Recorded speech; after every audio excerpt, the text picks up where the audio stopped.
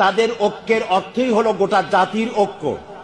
ওলামাদের ঐক্য মানে গোটা জাতির ঐক্য। আর ওলামারা ঐক্যবদ্ধ হলে পরে শুধু ইসলাম রক্ষা পায় না, বাংলাদেশের স্বাধীনতা সার্বভৌমত্ব সুরক্ষা হয়। এই জন্য ওলামাদেরকে আজ ঐক্যবদ্ধ হতে হবে, ঐক্যের কোনো বিকল্প নাই। এই যে আফগান থেকে আগে কাবুলিওয়ালা আসতো, আমাদের দেশের এক লোক জাম গাছে উঠে জাম খাচ্ছে, এখন এর নিচে বসে সে জিজ্ঞেস করছে তুম সব क्या खाया करते हो? तो बोला हम सब जाम खाया करते हैं। हम खा सकते हैं क्यों नहीं, आइए और खाइए। সে গাছের উপর উঠলো, বললো কোনটা কোনটা খাবো? বললো যে কালোগুলো খাও, কালোগুলো পাকা, এগুলো খাও। তো কালোগুলো খেতে গিয়ে কালোর উপর ভোমরা পড়ছিল একটা, ভ্রমর তো চেনেন, ওই শুদ্ধা ধরছে সে। কাবলির হাত তো আঙ্গুল মোটা টোটা, সে ওইটার শুদ্ধা ধরছে। তো ভোমরা তো হাতের মধ্যে পড়ে ভোঁ ভাঁ করতেছে। কাবলি বলতেছে ভোঁ কারো ভাঁ করো, छोड़ेगा नहीं, काले काले जितने पाएंगे सब का छोड़ेंगे।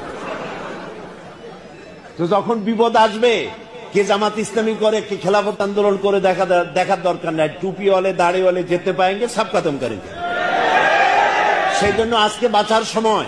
যারা বলে যে ইসলাম সাম্প্রদায়িক, তারা মারাত্মক ভুল করছে। ইসলাম সাম্প্রদায়িক নয়। কোরআন শুধু মুসলমানদের কিতাব নয়, আল্লাহ শুধু মুসলমানদের জন্য নয়, রসুল শুধু মুসলমানদের জন্য নয়। রসুল রহমতুল্লিল আলামিন, আল্লাহ রব্বুল আলামিন, আর ইসলাম হচ্ছে সার্বজনীন। কোরআনের এই কথাগুলি আপনারা ময়দানে ছড়িয়ে নিয়ে ময়দানে